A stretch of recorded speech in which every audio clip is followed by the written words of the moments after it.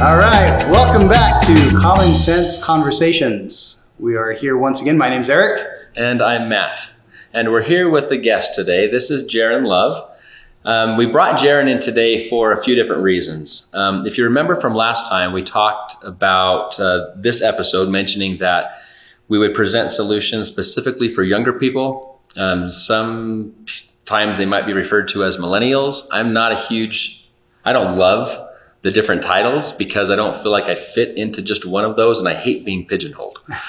But he falls within the age group of the people who were born between 1980 and 1995, roughly, depending on who you ask. That's it. So we want to introduce you to Jaron. A couple things about him. He's managed a local business, a family-owned business, for 5 years. He's currently studying business in college and has studied economics, get this, for 10 years, longer than I've studied economics, and he's a millennial, and he's studied economics for 10 years. He started young. 10 years. Yeah, since he was a young man. And then there was something else I was going to say, but I've since forgotten. And he's basically an all-around good guy. Solid guy. Yeah, for sure. Well, I sure appreciate that. So, one other thing. He's also a whiz, an absolute whiz when it comes to numbers and putting together spreadsheets or numerical displays to show the value of a certain principle or concept, financial concept, and how that plays out over time. He can do things. I call him a mathematician because he does things that, from my perspective, look like magic, creating something like that, but he does a very good job. So we're actually going to show some spreadsheets today to help us understand what millennials are facing and how we can apply some of the solutions we discuss to those concerns to help them overcome those obstacles. Nice. So, Matt, I have to tell you before we get started, we just put in a couple beehives today. First time, never had bees before. Exciting experience. Didn't get stung, which I was a little, so I thought maybe there'd be some sting, right? But put in a couple beehives. Did you know that one bee will produce 1/12 of a teaspoon of honey over the course of its lifetime? No, a year. Well, I think that they only live about a year, but. Oh, do they? Yeah, I think that they keep sad. replenishing. I know, isn't it? So 1/12 of a teaspoon. A teaspoon is the small one, right? Yeah, it is a small one. Not my ice cream spoon. No, definitely not the ice cream spoon that you are used to using. Certainly not. But 1/12. And so today we're talking about numbers. And I thought this was very relevant. So a beehive typically has 5,000 to 10,000 workers to produce the honey, the amount of honey that it takes to, that we're all so fond of. Did you also know? And I just heard this today, that they are producing in Asia and in China and other places. They're producing about a half of all the honey, about a third to a half of all the honey that we eat now is actually fake honey. It's actually like corn syrup and other types of syrup that they purify or do things to that, and they make it taste like honey. And so I think it's really cool because when talking about what we do, we often talk about the things that are real in life versus the things that we work towards that maybe aren't so real, that are fake, right? Mm-hmm. And so I'm really excited today to talk about these numbers and how we can really apply it to what's real in life. And, I have to say this, that I think millennials feel like they're stung so many times. Mm-hmm. We always place all these stigmas on the millennials and all these names and things. We try to put them in this box. And I bet that they feel like they're stung so often, and yet they're hard workers. They're trying to make it by in life just like the rest of us. So, I'm excited to talk about the numbers and how we can really make this real for them. Yep, me too. Any thoughts before we get into the meat of it? Well, it's going to be a little interesting because you guys keep talking about millennials and as though they're out there somewhere, right here next to us. And here I am. But I'm even married to one, by the way. So I got no problem with millennials. But I think that the big thing is not so much feeling stung so much as disconnected from the other generations. Like the media, the media spins us as being tremendously different. We've got different tastes and things. The biggest thing is just that our parents and grandparents are not into technology. Our kids and maybe younger siblings are nothing but technology. And here we are in the middle, and most of us were either being raised or going to college during the financial crisis. And it makes a big difference for the way we look at finances and the way that we make decisions. You know, I think part of the reason we wanted to bring you in was to get that perspective and not to try to put anybody into a box by any means. I've worked with young people and taught a person who's 25, I've taught them what their money can do over a 40-year period of time. And never really felt like I was working with just one group that had all these unique special needs or anything. Young people, by the nature of being young, have more time on their side. An inexperienced person right out of college might have less experience than somebody who's been in the workforce for 20 years, right? And so maybe they're not earning as much as somebody who's had significant raises over a 10-year period of time while they've been employed. And so what they can do with their money, how much money they have, certainly changes just because of their age. But as you mentioned, because of economic factors outside of our control, certain age groups, certain generations were subject to certain things. There was a generation that went through the Great Depression, and there's nothing we can do about that. They dealt with it the best way they could, right? A generation that went through the Great Recession in 2008, and the ones who are disciplined and dedicated, they're working hard and doing the best they can. So hopefully we can share some tips today and some ideas that will help you, if you're a younger person, help you plan for your future and have security. Something else that's important to note is a lot of younger people had a really rough time this last year, not having a lot in savings, not having a lot of years in the work experience, in the work field, put them in a position where they were some of the first people to lose their jobs when the economic shutdown hit, because a lot of them were working in jobs that were labeled as unnecessary. Coffee shops and so many other places, right? There's an article I read today that specifically interviewed a couple who worked in coffee shops. And so anyway, there are some concerns unique to people in that situation. And I think that it would be a good idea to maybe understand why the media, why economists and people in the financial world look at millennials differently or maybe approach that group differently. There were some notes that I made as I was reading through some articles that I've looked over the last year or so. And so to kind of frame this discussion, and let me know if you guys want to add something to some of these points. Generally speaking, these are people who were born in the early 80s and into the mid 90s. As you mentioned, they were between 13 and 28 years old, roughly, when the 2008 financial crisis hit. And because of that setback, and oftentimes a setback that their parents experienced during that time that they were sometimes aware of, maybe the food in the house changed, or how often they could go out to eat changed, or maybe they noticed their parents were stressed out more often than before.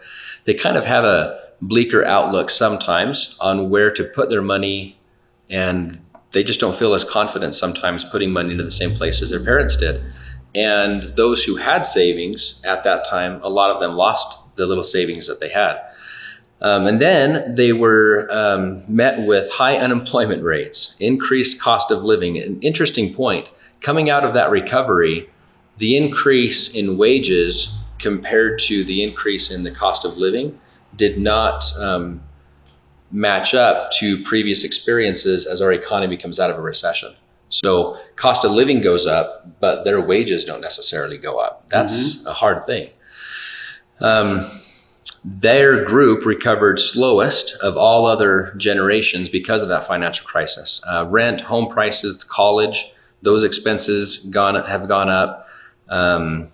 some of the research suggests that less than 50% of people in that age group have, roughly 50% have about 5,000 in savings. This was pre-pandemic, in fact.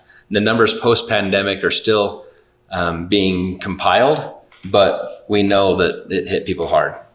And about 45% of them had student loan debt prior to the pandemic.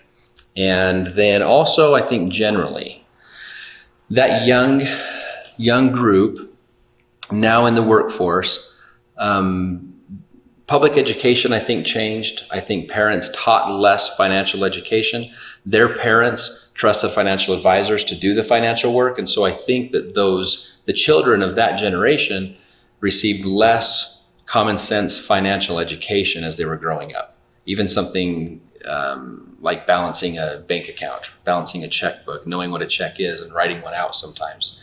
In fact, we've joked sometimes about young people not knowing how to write checks. I don't remember the first time we brought this up, some time ago, but somebody asked, I don't remember when it was now, but I thought it was so uncanny, or just such a silly question to ask, if a 20-year-old person knew how to write a check.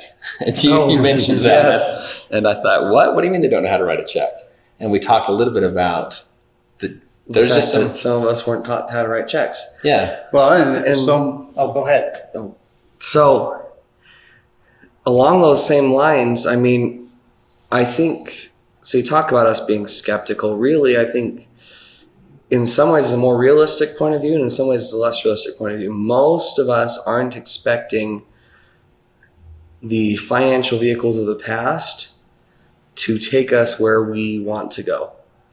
But that being said, most millennials are still invested in 401ks, common stocks, things like that, because we don't know where else to go. Sure. And the financial education wasn't there. In fact, if you look at education during that time period, most of them were educated through education made dramatic changes during the No Child Left Behind Act in 95 or 2000, which would have affected all millennials going through education. Good point.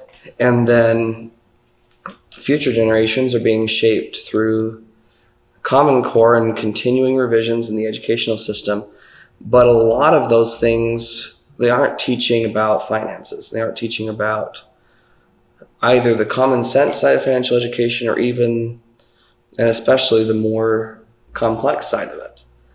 And so you find a lot of millennials are invested in traditional investments without much hope that it's actually going to pan out. Because we certainly hope that if we save our money and put it in a 401k or something like that, that 45 years from now we'll be able to retire. But we're very well aware of the fact that a lot of our parents and grandparents ended up working during Absolutely. and after the financial crisis. And none of those, even though they talk about the economy recovering and things getting better, they never really got better. And so much of the perspective of the news media is skewed against millennials. We talk about how millennials don't buy houses. Well, the way the housing market is inflated, the cost of housing versus the wages that us young people get coming out of college and going into the workforce, it makes it difficult, to say the least, to get into housing, to get out of college debt, and to start living the life that our parents lived so much earlier. Now, let me ask you this. This is just something that I've thought. I don't know how accurate this is necessarily, but also people born in those times and in your age group, raised around digital devices, for example. I'll roll back a little bit. All of us want nice things in life. And when I grew up, I understood that in order to buy nice things, I had to get a job, save my money, go out and buy nice things. I understood that my parents had to save money to go out and buy nice things. And I didn't have a cell phone. I was out of college. Nope, not quite. But I had started college before I got my first cell phone. And so there weren't all these digital toys, expensive digital items that I wanted to buy for myself. And I see a lot of young people walking around with $1,000 cell phones. And I wonder how much of their challenges have to do with the fact that it's just not natural for them to save to get a nice thing because they want it and they want it now. And all of us want what we want now. But maybe rather than being taught to go out and mow a lawn when you're 14 years old to save up for a nice skateboard, you are saving up for $1,000 iPhone or something of that nature. Is there some truth to that? I think there's some truth to that. I think that as well, we weren't taught to be careful of those kinds of things. I mean, a lot of us, the economy was doing really well, at least from a numbers standpoint, in the 90s. What do you mean by 90s numbers standpoint? You mean on the ticker? On the ticker. Okay. And from a standpoint of actually being able to buy goods and services, a lot of these goods were affordable in some regards comparatively. You know, I didn't think of it as a financial setback when my parents bought a DVD player or things like that. We saw the change and we wanted to be part of that change. And it's really, there's a ton of incentive, and really all of the marketing in the technology sector is geared towards young people getting the latest and greatest for, you know, and making it look as affordable and as appealing as possible. Most people that are walking around with $1,000 cell phone didn't go in and buy $1,000 cell phone cash. They walked in and they're paying $20 to $30 to $40 a month for that cell phone and they'll be paying that a bill like that for life, probably. Paying for a cell phone, upgrading it after 3 or 4 years before it's fully paid off, and paying for another cell phone. And the financing industry, as always, you could say, is booming. You know, they're able to, the cell phone companies and people are able to take the phones and make money month after month after month. The people who understand financing are the ones who are making the money, right? I think I wasn't originally planning on showing this other calculator that you have, but you brought up them saving money in traditional retirement savings accounts. And I think part of the reason that they do, or it's so easy to do that, is because a lot of the employers are in the habit of offering a 401k type of plan. If it's not just a plain old 401k, something similar to that. And it's so natural as part of the hiring package, I think, that they'll just sign up for this and this and this and this, and healthcare is a part of it, and the 401k is a part of it. And it's the most natural, normal thing in the world. And it's almost to the point where it's automatic, I think, when they get that job that they want with benefits. So maybe we ought to take a little bit of time and show what happens inside those plans, just to help people understand the way they're structured and what goes on there. And there's limited choice, but there is some choice, and that's important. Understanding how it works will help us know what kind of choices we can take advantage of. So let's run through that, and then it'll be about time for us to talk about other ways for them to save money. And I'm really hoping, if you're watching this podcast, then you're definitely in the group that wants to save money, the group that's disciplined with their money, not the group that's out there putting everything they can on a credit card, whether it's Sears, Best Buy, or some other credit card offer they're getting.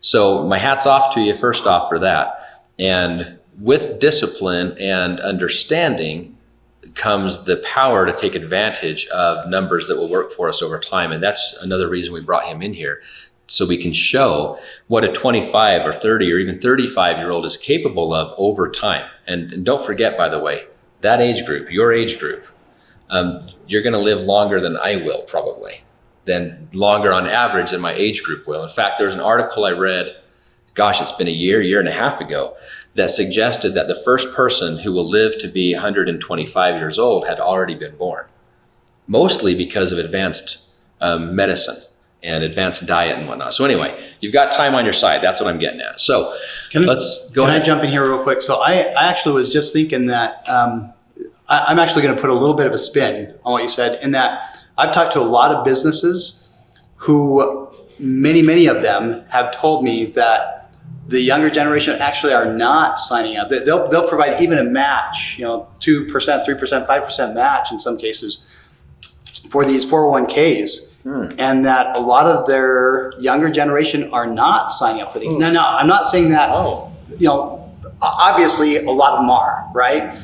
But some of these employers are telling me that most of them, the majority, are not signing up for these plans. Interesting. And I think that the reason, and the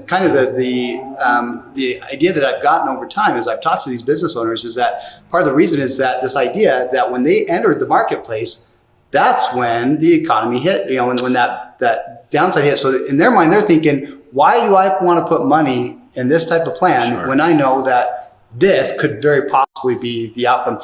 And, to your credit, to what you said before, you said, these people, these younger individuals are looking for a way to make money. And we grew up, when we grew up, we didn't have social media. We didn't have all these other ways of making money, right? I mean, it just wasn't even an option. It didn't, and so when I talk to a lot of businesses also who will say, it's just hard finding these younger kids who want to work and stay working. They all want to make money on social media, on YouTube and so on and so forth. They want to become YouTube stars. Well, obviously to business owners and to us who are a little older, we don't understand that because that just wasn't an option at all, right? But for millennials and younger generation people, that was their life. That's what they grew up with. That's what they know. And so doing that is something that's comfortable to them. And so it's not that they're just trying to become YouTube stars. It's that they're finding a way to make money that will allow that money to last for, create that generational wealth.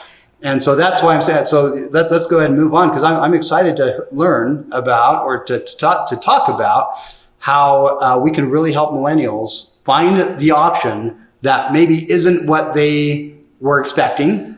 This will work out really good then, because one of these calculators is going to show what happens when money is put into a traditional plan.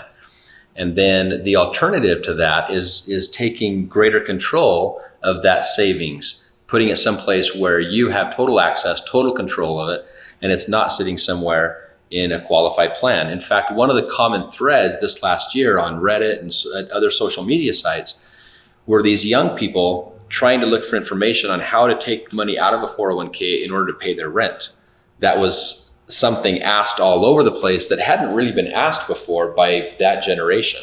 And so it was interesting to see that change came along. I really appreciate you bringing that up. And I'm wondering if, the oldest millennials would have been roughly 28 years old when that financial crisis hit.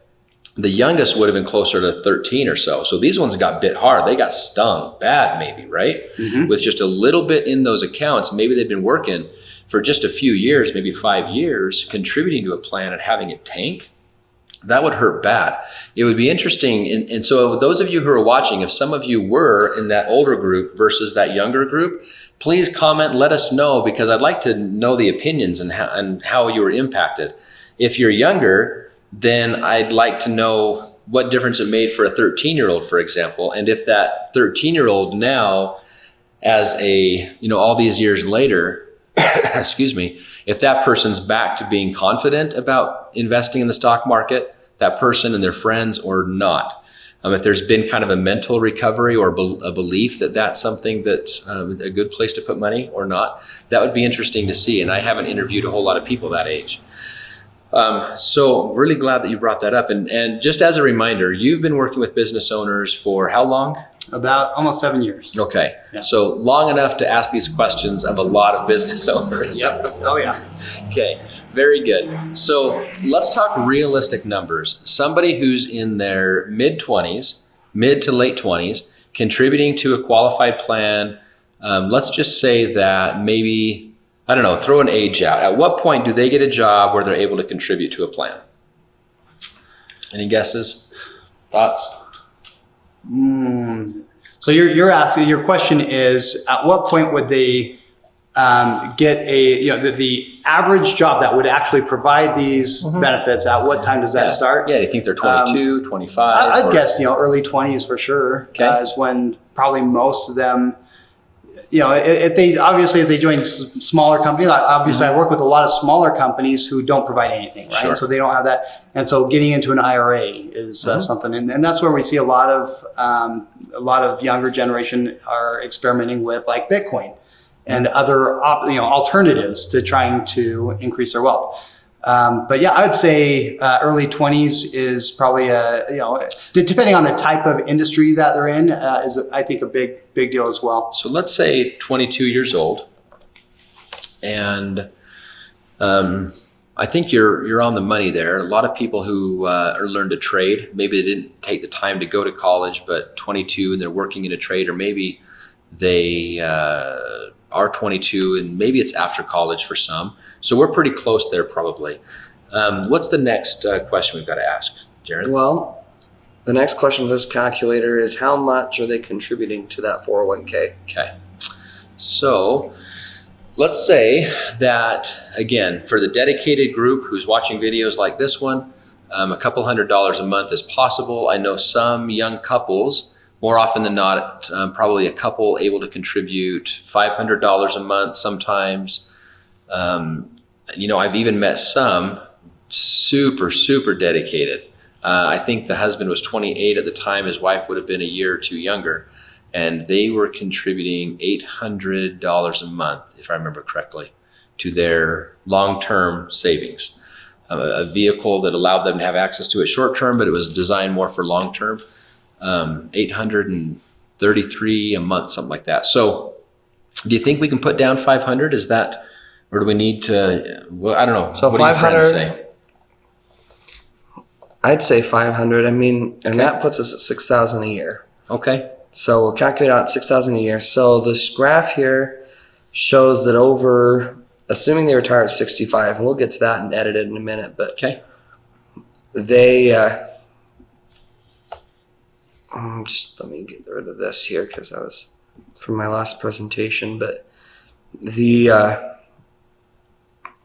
over that time period, they amassed $252,000. Is there interest on that already? Not yet. Okay, so this is just their $6,000 a year. This is their $6,000 a year. This is money until they're had 65.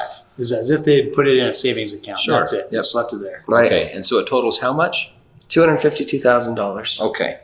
All right. So, of course, they're going to want to expand how much they can pay over time. So maybe they start out by paying $500. Next year, they want to make it $525. So we'll say that they increase it by like 2%. What's a good rate of return? Well, if you talk I know how I feel about it, but they advertise. If you talk to financial advisors, most of them will tell you 7 to 8%, 7 to 8, not 78. Yeah, 7 to 8% is a pretty standard rate of return, right? Yep. Mm-hmm. So, even 10%. I mean, if you look at how the economy has been for the last 8 years or so, it's been 10 to 20%. Some but years historically, about 7 to 8 is pretty normal. Okay. So we'll put in 8% here. So now that changes things. So they've put aside $389,000 because they're increasing how much they put aside every year. And at 8% increase, oh, gotcha. they've gained $2,999,000 into that account. $2 million in what? $2,099,000. $2,099,000. Okay. Yes. If you're watching, I'm looking over there because we've got another screen showing what he's looking at here. Wow, that's a lot of money. So 2% increase per year, right? At an 8% rate of return. Now, this is assuming that the market only goes up at the rate of 8% per year. So best case scenario, kind of. Traditionally, it seemed like for a period of time, there was a correction in the market, some negative returns every 5 years or so, but it's been longer than that since the last big one. So who knows how it's going to go, but I'm okay moving forward with these numbers. Okay. So employer matching contribution. So let's say the employer does a 50% match. That's pretty normal. Okay. And now they're going to retire. And let's say they retire at 65. It's a pretty standard number. I think realistically, though, I don't believe many people that age are either there's the fire group retiring early, or there's a group looking at life thinking, you know what, 65, maybe I'm going to work until I'm 67, especially if they're in a career that they have somebody working with them in the human resource department maybe that calculates and shows them that full retirement age, according to Social Security Administration, is older than 65. And frankly, that's a large percentage of middle-class America. A lot of this age group considers themselves part of middle class. So I say let's bump that up a little bit. Okay. Let's bump it up at least 3 years. So we'll go 68. Okay. And now they've contributed $431,000. Okay. And this account has earned $4,452,000. Okay, very good. So with that kind of money, how do they want to retire? I mean, do you think they want to retire on $30,000 a year, or are they going to want to spend some of that money? So yeah, I had somebody once tell me that in retirement, every day is a Saturday.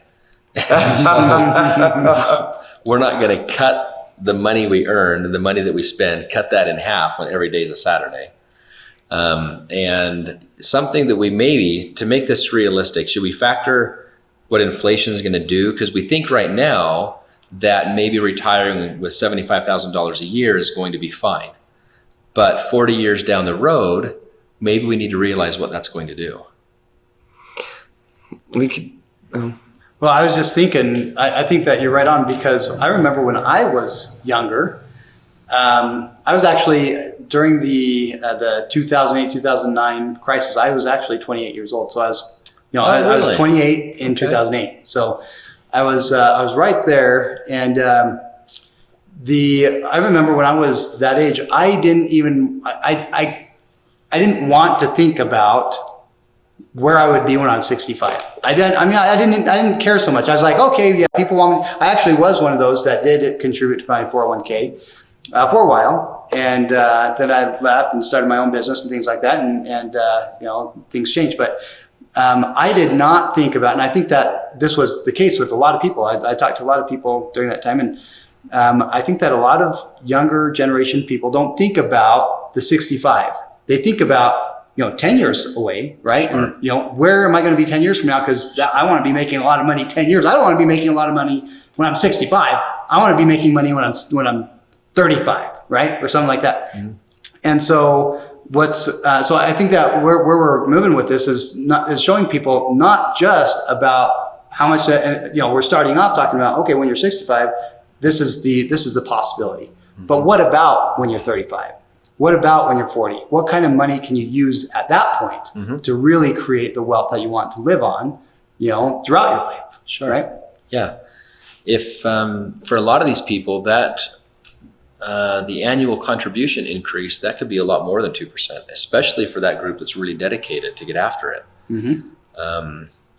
I think that we need to factor in, do you think we need to factor in what inflation is going to do to this number? Like if we say 75,000 is enough to live on, then do we need to figure out how much we need so that it acts like 75,000 today? I could do that right quick. So if we take you got an inflation 75,000, I don't have an inflation bar on here, but what I can do, Mathematician does this stuff. Just type in some numbers. Is multiply that by, let's say 2% inflation. 2. To the, what do you want? 2 is the benchmark right now because they haven't been able to sustainably create 2. So I've always been taught 3% 3% inflation, right? So if we're going at 2%, we're less than inflation. But I think We're being generous in some other ways. All of us know the market's not going to have a steady 8%, right? We know that there's going to be declines. We're not factoring that in at all. So, and for those of you who have money in an account like this, at least you've got some savings, and my hat's off to you. We all know it's not going to be a steady 8. And economists who look at the national debt and the financial future of our country are concerned about inflation. Either taxes go up, and we've seen tax legislation just recently proposed to suggest that taxes are going to be higher for some people in the future, for people making money, and then also to go along with some higher taxes, we're going to have to inflate the money supply in order to sustain the debt. And I think that 3% is actually not where we're at anymore. Growing up when I was younger, I was always taught 3%, but I don't think we're at 3% anymore. When you look at how fast the cost of living is going up, how fast the cost of groceries is going up, all these different factors, I don't think we're at 3% anymore. I would say that we're definitely a little higher than that. This last year really kicked it in the pants because of the stimulus. So let's just see what would happen if there was 4% inflation per year. So let's assume this person's 22 years old right now. Yeah. By the time they're 68, it's going to require $455,000 in order to. I'm looking at that number over there, and I needed you to. That's correct, right? Like, you're a mathematician, so I shouldn't question this. But so it's 4% inflation compounded over. Compounded by the amount of years. That's 46 years, right?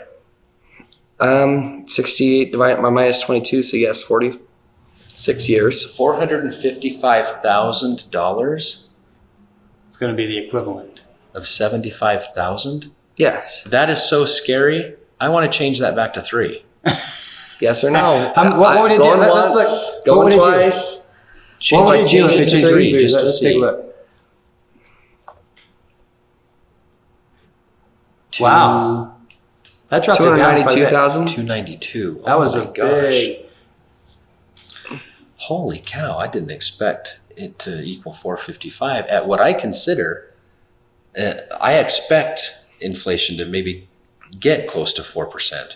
And this is the scary part. We haven't even talked about taxes yet. No, we haven't even talked about what taxes is going to do to that. No, I think it's going to be more than 4%. This is personal opinion, 100% on me. And most of this comes from discussions with conservative economists who understand the national debt and are of the opinion that the government won't just raise taxes through the roof in order to service the debt, but they'll inflate the money supply instead because taxes are unpopular.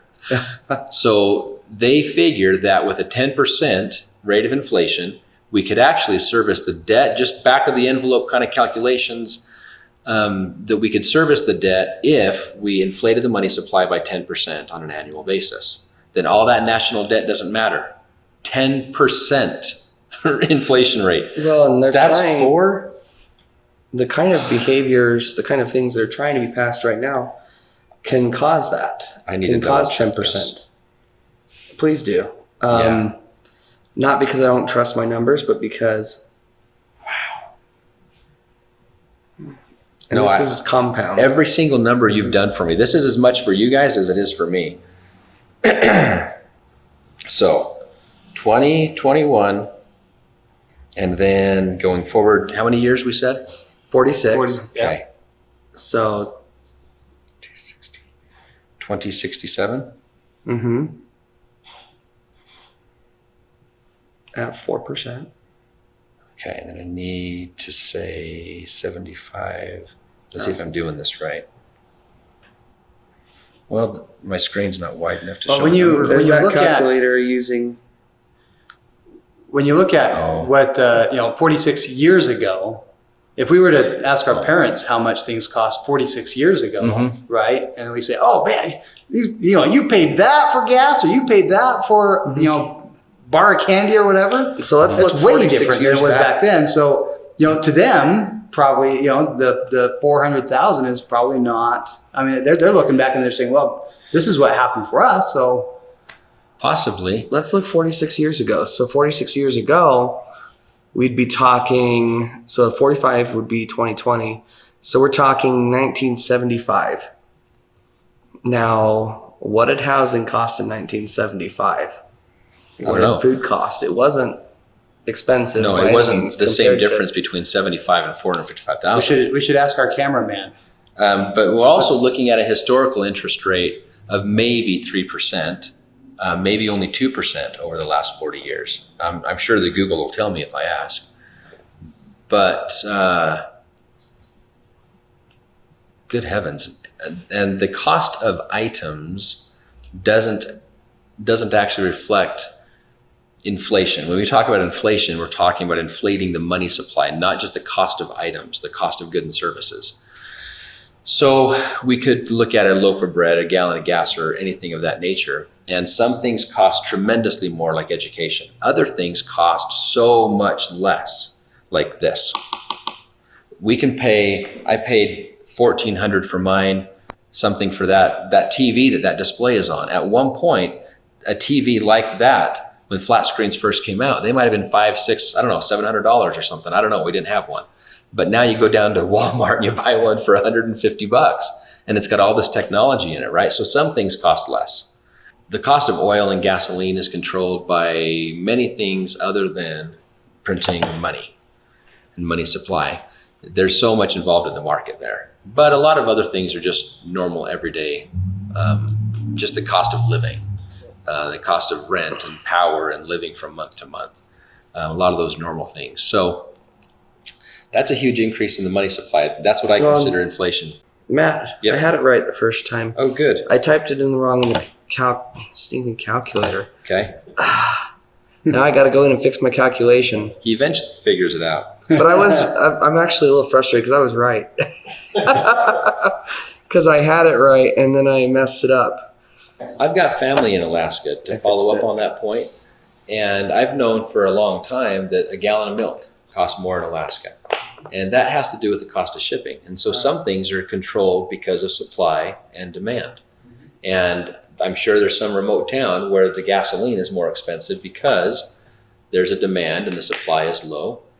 And that's why I don't trust the gasoline price index, if you will. It's gone up and down so much and it's controlled by so many different things. But day-to-day stuff. Now, you're going to tell me if I did this right. I've got the years wrong probably, but this inflation calculator has to do with the cost of living. It's a CPI inflation calculator, so I'm sure it's using the same 2% that you were looking at. But $75,000 in 1974 has the same buying power as $421,000 today. Which is almost exactly what I said. And it just blows me away. I mean, I don't question what you said as much as I need to see it over and over again for it to sink in. Yeah. Because it just blows my mind. So 4%, you've got this all figured out now, and you were right on the money? Right on the money the first time. Right on the money. Okay, so this is at 2.5% now. Let me fix it to 4. Yeah, give it to us again. $455,000. That's what it's going to cost to live. So most of these people out there, they're thinking, yeah, I'm going to retire on $75,000. Maybe some of you are looking at this thinking, oh, that ain't going to work. Yeah. Maybe I need to learn how to live on $60,000. Can you change that number? Will it change? Let's say they want to live on 60 instead of 75. They need $364,000. There you go. And that is a little above average for the state we live in, Idaho. Our average here is 57 now, I think. Yeah, right about there. And we are not too far off the average across the country, but a little lower than the average, I think. So that's pretty close to average income across the country. Right. And so I think we're not really off topic, but the purpose of the calculator isn't about inflation. That's why that's why I'm having to run these calculations in the cell. You're right. Is because now that we've got these, they do adjust the taxes based on the CPI. But if the CPI says 2%, but the inflation you're experiencing because of what you're buying because CPI is calculating for everything. And you're just buying groceries and food and going to see the grandkids, and all the important stuff still may have gone up by 4%. Sure. But they're saying 2.5%. Well, then you're paying more in taxes. Yep. But let's just pretend that doesn't matter. What does a person pay in taxes on $364,000? I mean, so we're probably talking, we don't know what the future is going to bring. We don't know even what the future tax brackets are going to look like because they adjust them every year. But let's say a good 30%. So this is where this calculator starts getting really interesting. So they had all of that money before. How much was it before? Remind me. I'm going to have to go back. Yeah, we're gonna 2.7 million. Right? No, it's 2 million? 4.4 million, Oh, 4.45 million. Okay. Plus the 431 that they put in. So over $4.8 $4.5 million. And now taxes at what rate? 30%. Which is pretty normal. It is. You might even argue that it's less than Over half is gone. what's real.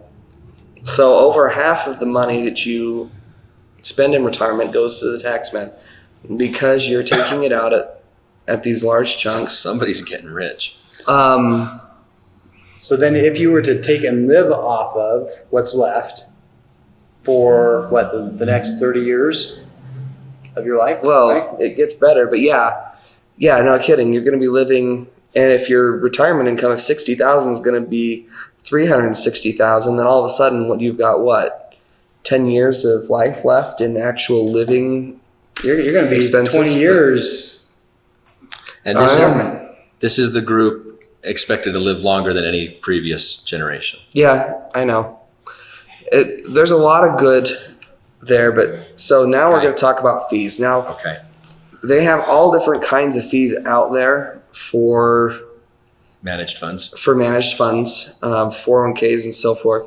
Okay. And not all of them are equally transparent. You've really got to go through your statements and look at what they're really charging you. And sometimes it's more than one fee and the fees are stacked, and you might see one that's 1 point something. And you don't notice the other one in there that's also 1 point something, right? Right. So depending on the study you read, the average is about 2.22. And this really does depend. Some of them are saying it's as low as 0.8. Some of them say it's as high as 4%. And in the industry, I've been licensed in insurance, working in the finance industry for 8-9 years now. And every time I've reviewed somebody's statement, I've seen fees between 1 and 4. So I think you're pretty right on with that. Well, put 2.22 in, and it broke my calculator. Did it? Well, basically, by the time you account for inflation, you've lost money because now the dark green slice is a negative number, and the light green slice is what you put in. Holy cow. So by the time now, granted, this isn't realistic. What's going to happen is you're not going to have an actual negative number. You're going to cut back how much you retire on. So Absolutely. Now, just real quick, we've got to clarify what that whole quarter of that pie. Yes, let's talk about the quarter of the pie. So whenever you have a lost opportunity cost, when they take out those fees, you're no longer earning money on them. Sure, and those fees are deducted annually, whereas the taxes are all deducted at the end, starting when a person's 68. So a person they don't lose opportunity from the taxes in this circumstance. Yep. But they lose a ton of opportunity because the fees are pulled out along the way. Yeah. Okay. Now, since you broke the calculator, we're going to have to back off our retirement income. Okay. So we can't retire at $60,000. We retire at the equivalent of, let's say, $40,000. Let's just cut it in half and say we're going to do about $200,000. Okay. Now at $200,000, you're going to live that way for, I'm doing this math in my head, but that's about 8 years. And then you have to go find a job. And that's living at half the income of $60,000. So now So you're living about at $30,000 a year. Yep. I mean, who wants to live at $30,000 a year, right? And so now I'm not saying that there aren't benefits to these fees, but we have to be able to save money in a way that that not just counteracts and beats inflation. And that's assuming this 8% that I don't know how realistic it is. So there's going to be some people watching this who I don't think anybody's going to argue the inflation necessarily, but there's people who are going to argue the rate of return possibly. And I wish that we could calculate negatives maybe only every 10 years, a market downturn, and you could tell us what those numbers would be. But some people are going to say, hey, I can get 12% on my money every year. And maybe someone's going to say I can get 20% on my money every year, confidently, without any downturns. So let's see what happens with that same dollar amount for retirement income. Let's see how many more years that money will last if a person is getting 12%. So 12% does make a significant difference here. Now they're still losing a ton of money, but yeah, the person collecting the fees collects a lot more in fees. There's a lot more money lost because of the fees, because we're not getting 12% on that money. So lost opportunity there. What is the total? So the total is, so you got 631, we've got 6 million and 6.5 million. Okay. So basically you've got $7 million, divide that by 200,000, and now you can live for 20 years on it. Okay. But once again, at the equivalent of roughly $35,000 a year. Yep. So a person would have to earn 12% every year, no market downturns, in a qualified plan in order to live on $30,000. Let's face it, that's not poverty. In some places in the country it is. It certainly is. Average Social Security recipient receives $1,300 in Social Security these days. And if a person's living on $2,500 a month across the country, I think people are living on average with $5,000 a month. So $2,500 is nothing or $2,000 a month is nothing to brag about tremendously, but that's basically what this is. That's just a little more than $2,000 a month. Right. Right. Now that actually brings up an interesting point. I don't want to. Go ahead. But that's part of the reason why millennials are driven to seek investments outside of these qualified plans, is even though they're not looking at the actual numbers, we've got this gut impression that says that's not going to work. Mm-hmm. And that's part of the reason why we're driven, especially in light of the pandemic and the things that are happening, driven to the markets. I had friends and people who were investing in GameStop when that was a big hit, and I had friends who lost money in GameStop. I have a lot of friends in Bitcoin and other cryptocurrencies, and part of the reason that those things are being driven, especially now, is because even to keep up with the way we live, our current lifestyle, let alone to get ahead for retirement, we're driven to seek out investment opportunities in a way that our parents and grandparents weren't. Most people, we talk about go to school, we get a job, there were pensions. Work hard. Pensions were available back then. You talk about your parents and grandparents, they could still go get a job that offered a pension, and they had guaranteed income once they retired. Right, and at this point, the pension funds are in trouble. In trouble. That's a good way to put it. Mm-hmm. And really, and that's part of the reason why the market's so crazy right now. There's not a lot of price discovery. That people don't focus on what's a good buy, what's a good solid company. It's pretty much throwing spaghetti against the wall and seeing what sticks.